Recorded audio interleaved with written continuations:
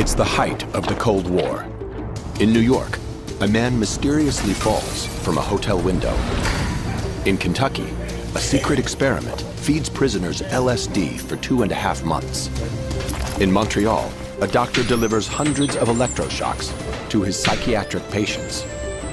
How far did the Central Intelligence Agency go to fight the new communist threat? Germ warfare, brainwashing, even murder. What's the real story behind the CIA's secret experiments?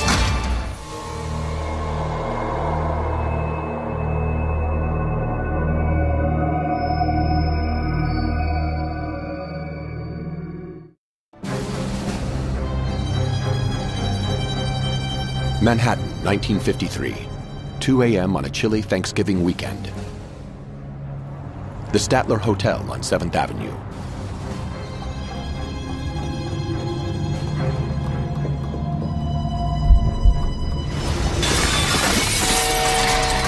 A man plunges to his death from the 13th floor.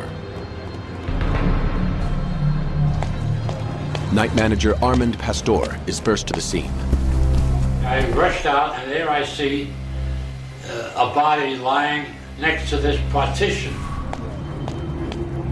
I never expected him to be alive, but he was laying there looking at me, trying to speak to me. A very earnest look in his eyes, wide open. And I kept trying to speak to him to see if I could understand what he was trying to tell me. Was it suicide or something more sinister?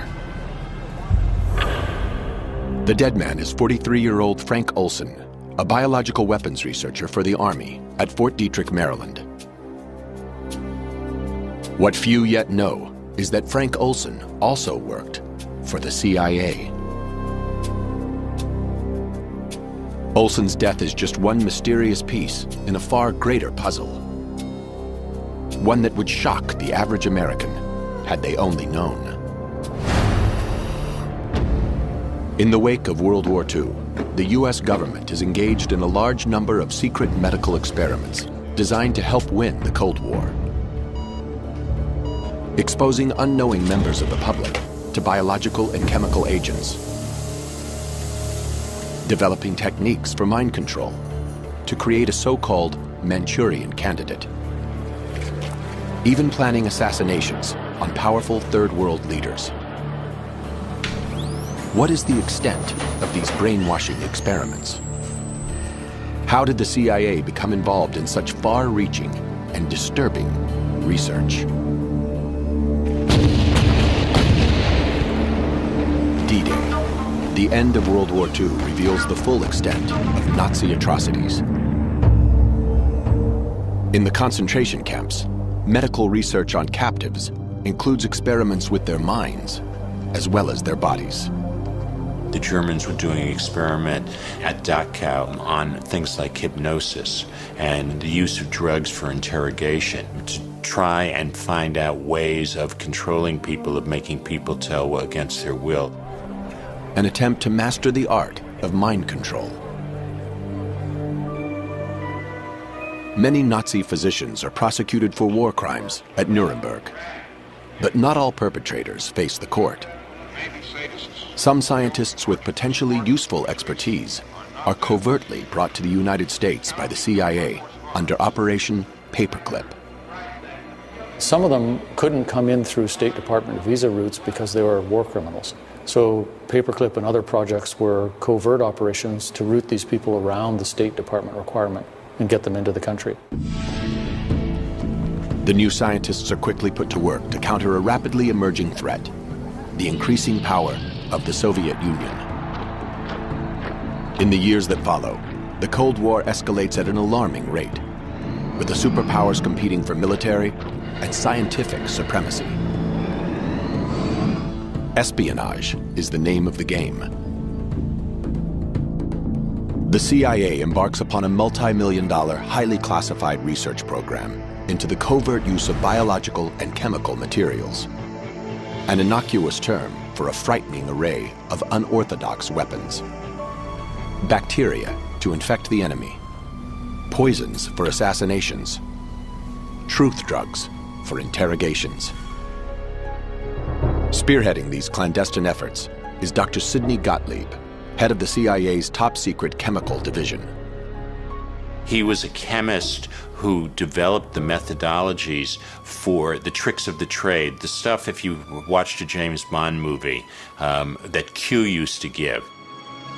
Gottlieb works closely with Army scientists at Fort Detrick, Maryland, developing biological weapons for the agency's use. Included in the medicine chest at Fort Detrick would have been anthrax, the plague, brucellosis, all the major diseases. In 1953, these special operations at Fort Detrick are headed up by Frank Olson. The week of Thanksgiving, Olson's in New York on a doctor's visit, but details are sketchy. He never makes it home. His family learns of his death early Saturday morning. Olson's son Eric is 9 at the time. And they basically said, you know, we have something we have to tell you, and proceeded to say that my father had fallen or jumped out of a window in New York City. The story is as vague as it is devastating. There were no details, absolutely none. That whole confusion about fall or jump began from that first moment. According to the medical report, Olson's neck and face are badly lacerated. At the funeral, the casket remains closed. And the explanation there was that they said he was too badly injured to be seen. Unbeknownst to the family, present at the funeral are 2 men from the CIA, Dr. Sidney Gottlieb and his deputy, Dr. Robert Lashbrook. For there's something Olson's family doesn't yet know. Agent Lashbrook was in the New York hotel room when Olson fell out the window and died.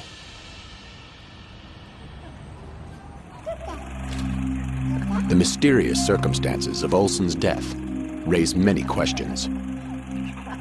Some answers lie buried in his secret life, working for the CIA. Olson's specialty is aerosol delivery systems. But by 1953, his career has evolved into top-secret research into germ warfare and more. During his years with the government, he was very, very concerned about what he had gotten into and whether he was doing the right thing. Together, the CIA and the Army's Special Operations plan experiments on the dispersal of their new biological weapons. More than once, they simulate an attack on an entire city. One target, the nation's most populous metropolis, New York.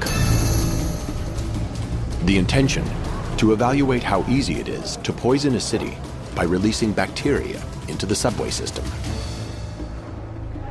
Staff from Fort Detrick, posing as industrial contractors, position themselves over the subway vents. They surreptitiously drop harmless bacteria onto the tracks, while monitoring agents wait to take samples throughout the network. Turbulence from the trains quickly carries the germs through the tunnels, infecting the entire subway system in a matter of minutes. With a more lethal substance, a similar attack on an enemy city could be efficient and deadly. The CIA is not alone in its effort to develop new weapons against the communists. America forms a tripartite agreement with Canada and Great Britain, the 3 nations working together to win the Cold War. British research into biochemical warfare is carried out at the Army base in Porton Down, southwest England. Porton Down led the world in biochemical research during the 30s and 40s. Porton Down knew about the attempt to infiltrate the subway system in New York. There was a constant exchange of information. It was very normal on any given day to find 1 or more American scientists at Porton Down. In May 1953, scientists at Porton Down are researching one of the most lethal nerve agents known to man, sarin. The experiments are conducted on military volunteers, but the young servicemen have no idea what they are letting themselves in for. And on the board there was a separate notice, typed, which said in so many words, volunteers wanted to help find a cure for the common cold. Those taking part will receive extra pay. I knew nothing about biochemical warfare. I was unbelievably naive. By volunteering, Ken Earl becomes an unsuspecting guinea pig in the war against the Soviets. On May 4th at Porton Down, he and 5 other Air Force men are led into a small room by 2 technicians. We were told by the 2 men to roll up the left sleeve so the left arm was exposed. These 2 men then took 2 pieces of material and they taped them to our forearm.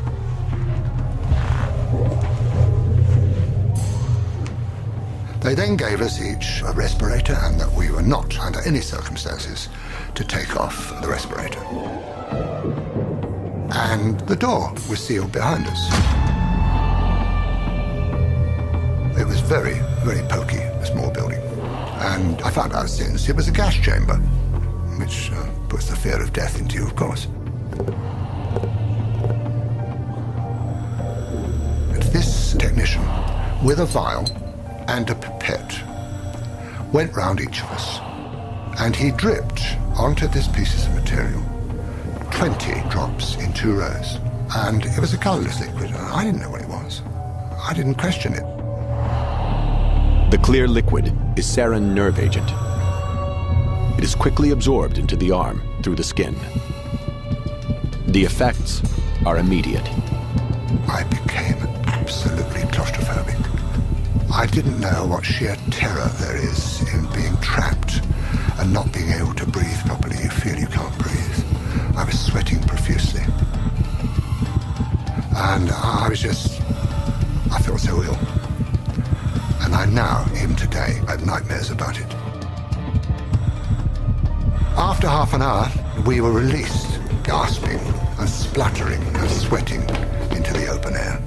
Beautiful sunny May morning. Absolute bliss. What a wonderful thing to be alive.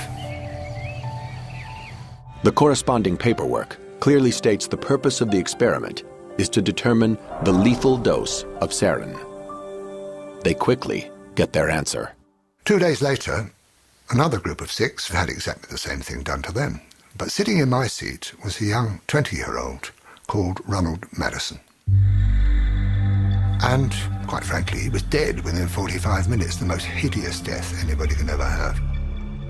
Foaming at the mouth, an ambulance driver described it as like frog spawn coming out of his mouth. Terrible death. Based on the dates in his passport and known previous visits to Porton Down, there is a good chance that Frank Olson witnesses this fatal experiment.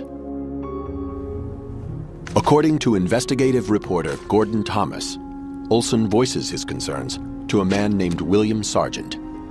Dr. Sargent was the most eminent psychiatrist in Britain. He ran the Department of Psychological Medicine in St. Thomas's Hospital. During the Cold War, Sargent's expertise is sought by both British and American intelligence. He would decide whether one of our agents, one of MI5 or 6 agents, was okay, whether you're going to blow the whistle or not. Frank Olson tells Sargent what he's seen at Porton Down. He told him, I've seen things that shouldn't be going on. Sargent apparently has doubts about Olson. Can the American still be trusted with top-secret research of the Cold War?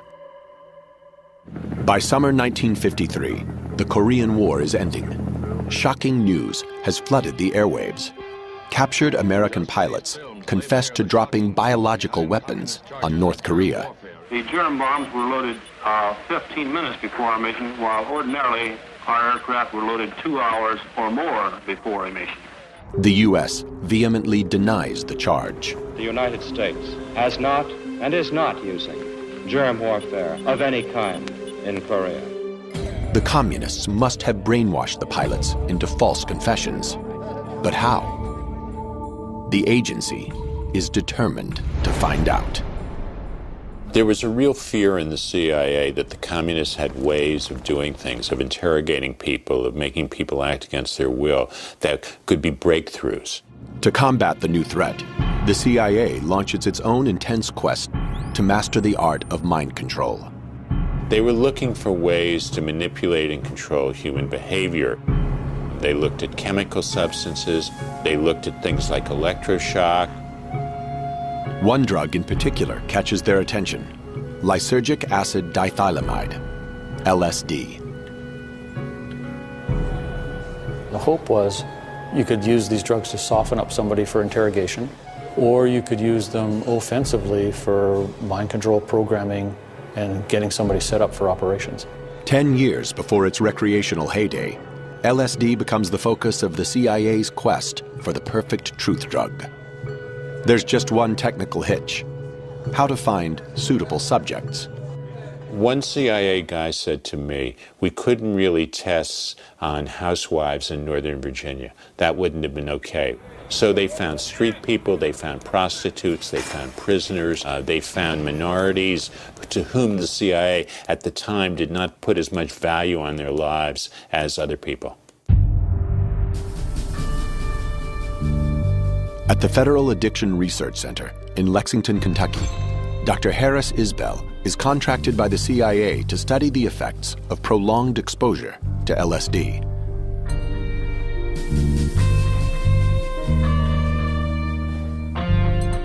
His subjects are incarcerated heroin addicts, mostly African American.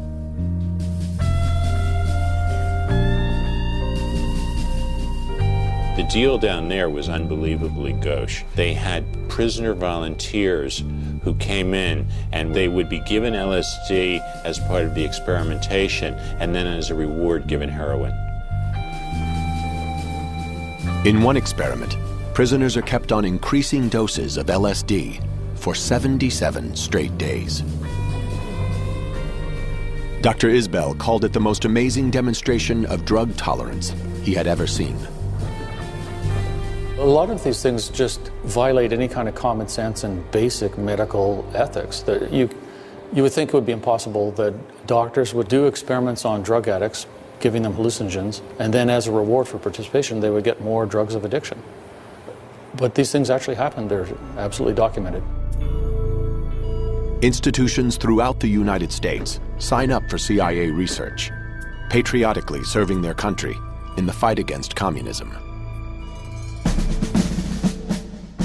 While the CIA explores the effects of LSD on the individual, the Army extends its own research to turning on entire battalions. This experiment with hallucinogenic drugs was filmed at Edgewood Arsenal in the 50s. They were given LSD and they were given orders to march in formation, and instead of staying in formation, they wandered off in different directions or laughing and joking, totally disorganized. Well, the Army had been looking for a drug that could incapacitate the enemy for short periods without killing them, and LSD initially looked like it might be useful for that purpose. These tests use military volunteers who know they are taking a drug. The CIA has a different mission in mind: to test the drugs covertly. You might give it to a Russian diplomat at a cocktail party, and you wanted to see how he'd react. Could you recruit him after he'd been given LSD? So unwitting testing was the name of the game. The CIA establishes safe houses in Manhattan and San Francisco. They enlist prostitutes to lure in possible suspects and slip them LSD. Local gangsters are used to simulate enemy agents with secrets to share. The agency listens in, hoping the lethal combination of the girl and drugs will get the man to talk. Narcotics agent Ira Feldman is responsible for finding those unwitting subjects. We got prostitutes to come in and speak to these guys, and these prostitutes would put something, which I found out later on was LSD, into the drink and make them talk. And 10, 15 minutes later, they'd be spilling their guts, whether it be state secrets or narcotics or murder.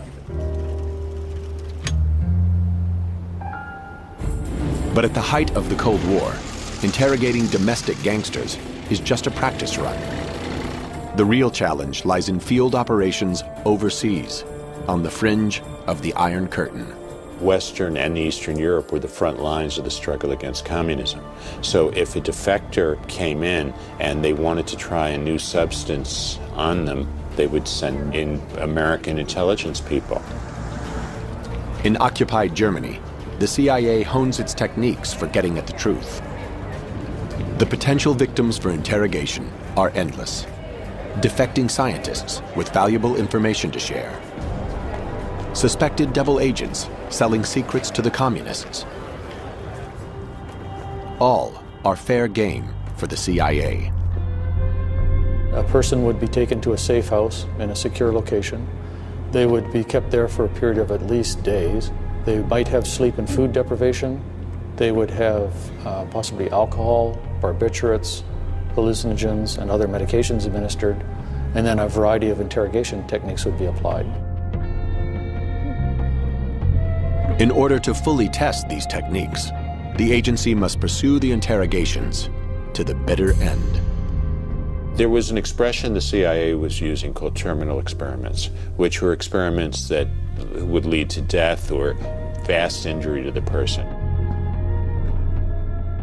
Among those who witnessed these experiments is Fort Detrick scientist Frank Olson.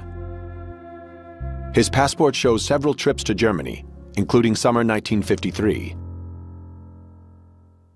He is deeply disturbed by what he sees. On his way home through England, Olson visits once more with intelligence consultant William Sargent. To quote what Sargent told me, Frank was very different when he came back that time. He was quite aroused, in a sense, angry, upset. William Sargent is convinced the CIA now has a serious problem. Its Cold War secrets are no longer safe in the hands of Frank Olson. So by the time Olson was on a plane out of RAF Northolt on the way home to Washington, Sargent has called his controller at MI6 and said, "We have a problem." That information would have gone up the chain and it would have eventually reached Washington. Alice Olson notices a definite change in her husband upon his return. That last summer when my father came back, my mother said that she knew he was very upset. Olson's likely witnessed top-secret experiments that few within the CIA even know about. Frank Olson had an incredible storehouse of knowledge about top secret matters concerning biological weapons and substances. And as such, he would have been a person who there would have been great concern if he had started to talk publicly.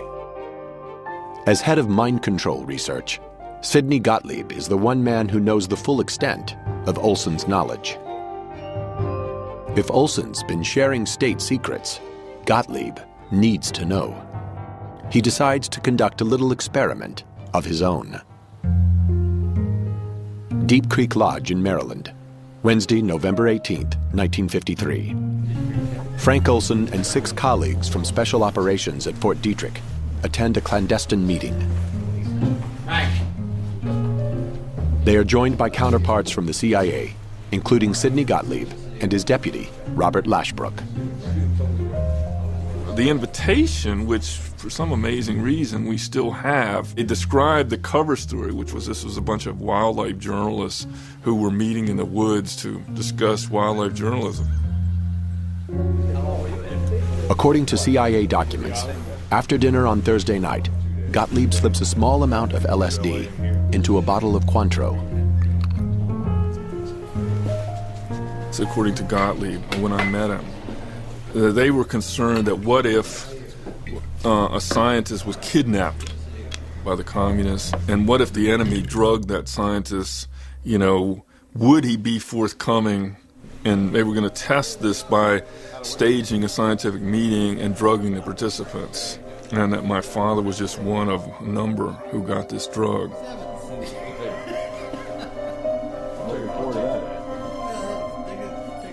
Allegedly, all but 2 of the scientists present are drugged unwittingly. 20 minutes later, Gottlieb tells them what he's done. and the meeting gradually deteriorates as the narcotic takes effect. But what happens after that remains disputed. Some believe Olson is interrogated. When Olson returns home, he is profoundly affected. He wasn't hallucinating or anything remotely like that. He was simply somber and was upset. He used that phrase that he'd made a terrible mistake and he had decided he wanted to quit his job. Instead of accepting Olson's resignation, his boss sends him to New York for psychiatric counseling. He's accompanied by Robert Lashbrook from the CIA. But the attending doctor, Harold Abramson, is not a psychiatrist, but an allergist. He's been experimenting with LSD for the CIA's mind control research.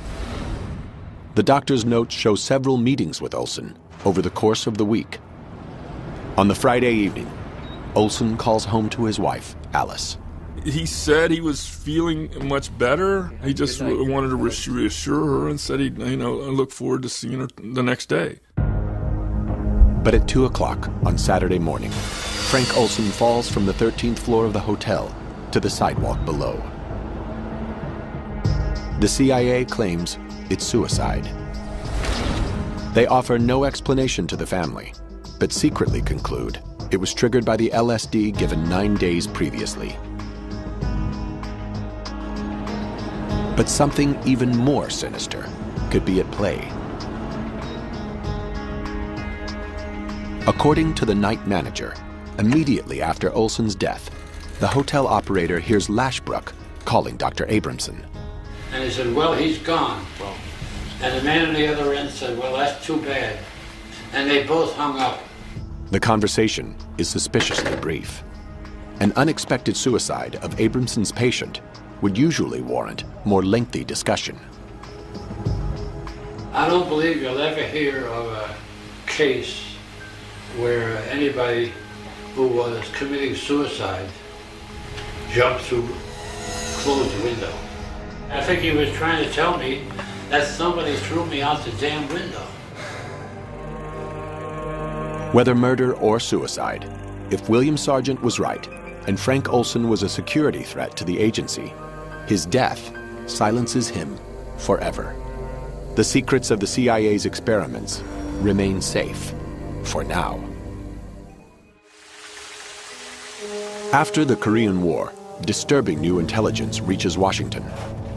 Hundreds of American troops are still being held captive, subjected to brainwashing experiments, and then killed. Mind control research back home intensifies. The new goal is to cause an individual to become subservient to an imposed control, to the point where he will perform acts against his will and then have no memory of the act. The search for a real-life Manchurian candidate begins.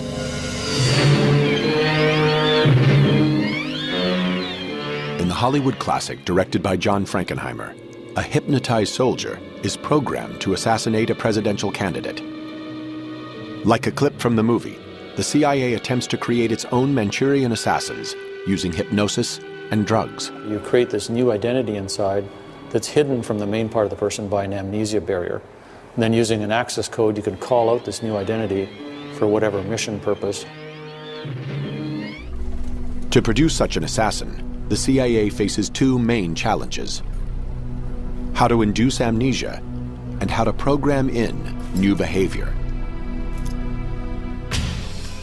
In 1957, Dr. Ewan Cameron, an eminent psychiatrist in Montreal, believes he has the answers. The agency sought him out because they had noticed his work, in particular with two techniques, intensive electroshock and what he called psychic driving. Cameron applies his techniques under the guise of normal therapy. It's hard to say just how awful and horrendous what Cameron proposed and what our government financed was. There's a three-part technique which started with an effort to wipe out past patterns of behavior. And this was accomplished through the use of particularly intensive, repeated high-level electroshocks until no more convulsions could be elicited from a patient. Cameron then plays tape-recorded messages through helmets that are locked to his patients' heads. This psychic driving forces them to listen to repetitive statements for weeks on end to program in new behavior. Now, the final phase was to try to wipe out all recollection of what had happened, and that was accomplished by putting people to sleep for 30, 40 days, accompanied by different kinds of cocktails of drugs. Now, that's not any kind of therapy. That's a brainwashing experiment. Since the Greeks first started thinking about medical ethics, the first rule was do no harm. That's a rule Cameron broke. For 4 years, the CIA fully funds Cameron's work, hoping to use his techniques to create a Manchurian candidate. Psychiatrists throughout the nation, at hospitals, prisons, and some of the top universities, are similarly on the agency's payroll. Every possible brainwashing technique is explored. One in particular consumed the agency for years: hypnosis. One of the things the CIA was looking for was, could you give a person an order under hypnosis to assassinate someone else? That would have been a Manchurian candidate. But the assassin must not remember his act. You could take an ordinary person off the street, put him through basic training, get him to go out in the field and shoot the enemy. The purpose of the hypnosis is not to get the person to go pull the trigger. It's so that they don't remember, so that if they're captured and interrogated, they can't talk about it. The evidence suggests there's only one man the agency seriously considers for a Manchurian assassination: Fidel Castro.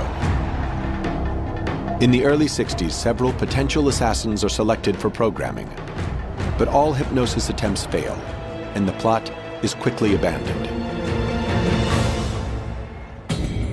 Then in 1968, an assassination does take place that seems to resemble a Manchurian operation.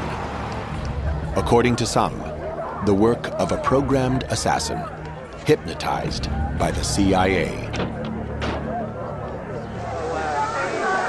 My thanks to all of you, and now it's on to Chicago, and let's win there. June 4th, 1968, election night in the California Democratic primary.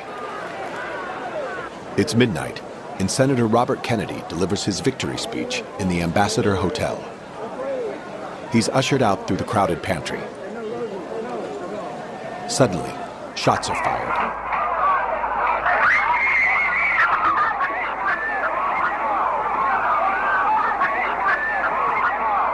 "26 hours later, Kennedy is pronounced dead. As the gunman, 24-year-old Sirhan Bishara Sirhan, is led away, several witnesses notice his trance-like demeanor. He seemed to be in a daze. He didn't recollect any of the details of what he had just performed, and he couldn't explain it. He was told what he had done, and he was bewildered. Sirhan's apparent memory loss is seized on by conspiracy theorists. They are convinced Sirhan's a Manchurian candidate, hypnotized by the CIA to assassinate Kennedy, the culmination of 2 decades of mind control research. But why would the CIA want Robert Kennedy dead? Sirhan's attorney believes there are 3 motives. Number 1, Vietnam. Bob Kennedy was diametrically opposed to the war in Vietnam. The ending of the war in Vietnam would have gone adversely to the bottom lines of some of the major corporate entities in the United States who were making fortunes on that war. Reason number 2, Cuba. Bob Kennedy himself had come to the conclusion that the time was ripe for a deal to be done with Castro in Cuba, and that was not making him very popular. And finally, his own brother's death. He was going to reopen the investigation of the assassination of his brother.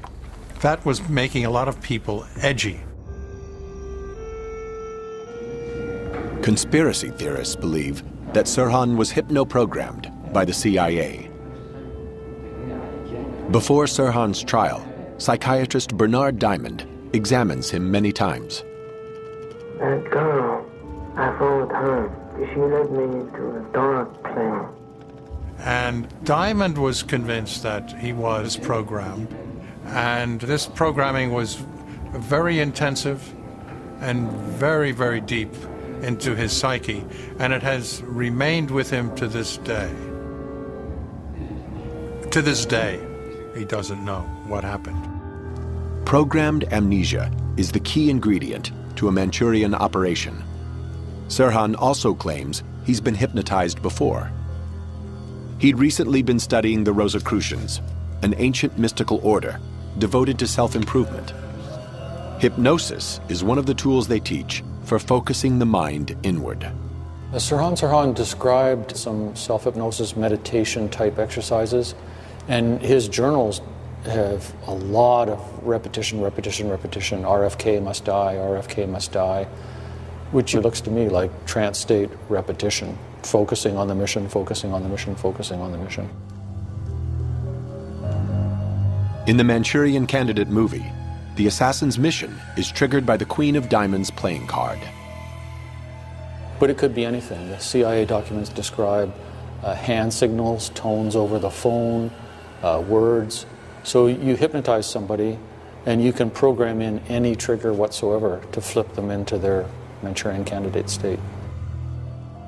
Numerous witnesses report seeing a woman in a polka dot dress talking to Sirhan in the pantry moments before the shooting. She had a dress with polka dots on it. How about this girl's hair? What color was it? Brown. This mysterious woman is believed by conspiracy theorists to be Sirhan's Queen of Diamonds, giving him his cue to fire. The hypnotized Sirhan allegedly pulls out his gun on cue, but does not fire the fatal shot. You have to understand, there's so much pandemonium. It's almost as though Sirhan was programmed to distract the entire group that was there, allowing someone to do what had to be done in terms of actually killing Kennedy by shooting him in the back of the head. Ballistics evidence seems to support this claim. Kennedy is struck by 3 bullets, all fired from the rear. The fatal shot is fired within inches of his skull, but Sirhan never gets that close. There's no account that pushes him any closer than 3 or 4 feet away from Bob Kennedy in the front of him.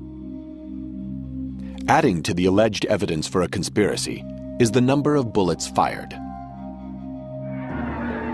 Kennedy is struck 3 times. 5 bystanders are also hit, but several more bullet holes are identified in the doors and ceiling, suggesting at least 10 are fired. Sirhan's pistol, a .22 caliber, only holds 8 rounds. More than 8 bullets would require a second gun.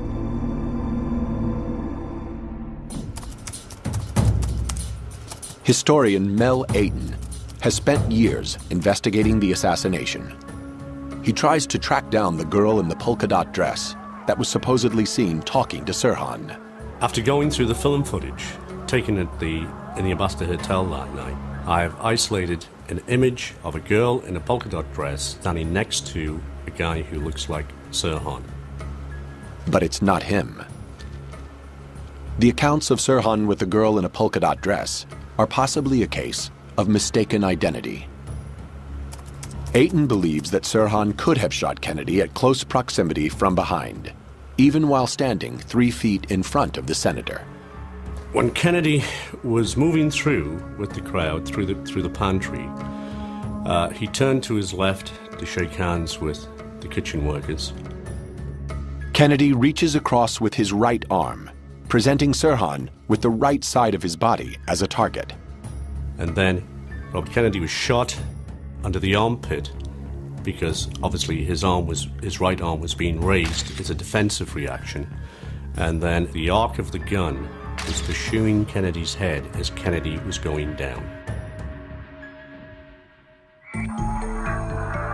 To determine the number of bullets fired, Ayton sends acoustics expert Steve Barber a copy of the only complete audio recording to exist of the assassination. All of a sudden I hear pop, pop, pop. and then a blood-curdling, high-pitched female scream just after the shots. 2 unidentified thumps occur just 3 seconds before the first pop. I rule thump number 1 completely out. It sounds like the microphone has bumped into something. Thump number 2, I think, is either a door banging into a wall or a balloon exploding. A graph of the recording clearly shows a spike each time the gun is fired. Distinctly, 8 bullets were fired. If the conspiracists believe there are more than 8 gunshots, then they're going to have to explain the lack of those gunshots being captured on this recording. There is no doubt in Ayton's mind that Sirhan was the lone assassin, and the CIA had nothing to do with it. Many hypnosis experts question the entire validity of the Manchurian Candidate theory. I don't think that a trigger that would move someone into hypnotic state where they would commit murder would really work. The CIA itself apparently reaches the same conclusion. By 1968, after investing millions of dollars, the agency abandons its research into programming a hypnotized assassin, concluding it can never work. You do not relinquish your will, you do not become a dupe, a patsy, or a mindless automaton, despite some public beliefs that this may be the case. In 1972, Sidney Gottlieb terminates the agency's research into the biological and chemical control of human behavior, citing its decreasing relevance to clandestine operations. The American public remains oblivious that the CIA's mind control program ever existed. But on June 11, 1975, the Washington Post reports on a civilian scientist who was unwittingly given LSD and jumped from a Manhattan hotel window. No names are mentioned, but the Olsons immediately recognize the story of their father's death 22 years ago. They decide to go public.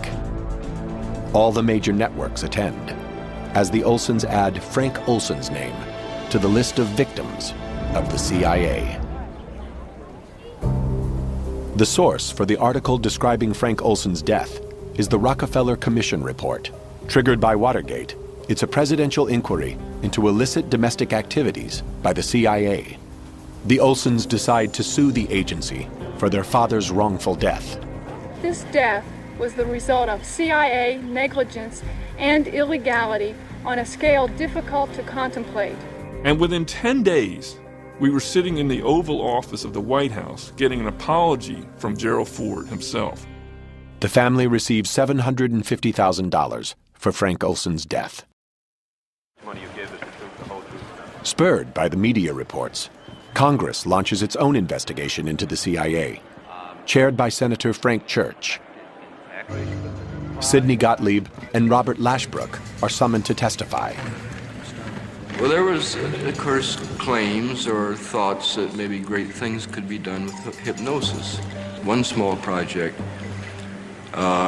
in which we had a hypnotist do some experiments, primarily to see what the limitations of hypnosis might be. Can you make a person do something under hypnosis that he would not ordinarily do? The revelations are staggering. 80 institutions have been contracted by the CIA for mind control research, costing the taxpayer the equivalent of $30 million today. The committee concludes the agency demonstrated a fundamental disregard for the value of human life. Former CIA Director Richard Helms reveals that in 1973, he instructed Sidney Gottlieb to destroy all records pertaining to the mind control experiments. But some managed to escape the shredder. You can be sure in any government agency there's always an accountant somewhere who has got an extra set of the documents, and the financial records included program descriptions and project proposals. Among the files released by the agency are several internal memos written immediately after Frank Olson's death. The documents describe the incident at Deep Creek Lodge as a mild experiment using a very small dose of LSD. targeting all but 2 of the men at the meeting. Apparently, no one had an abnormal reaction to the drug. But there's also a memo from CIA consultant Harold Abramson, who saw Olson the following week. According to him, the experiment had in fact been designed specifically to trap Frank Olson. The contradictions plague Eric Olson for many years. He is convinced there was foul play at hand. In his quest for answers, he finally turns to the one man he knows he can trust: his father. When the backhoe started digging, it was early June morning, 1994, I thought, yes, finally we're gonna open this thing up. Supervising the exhumation is forensics expert Professor James Starrs. The body was, as I would say, in unusually well-preserved condition. One thing is immediately apparent. There were no lacerations evident on his face and head.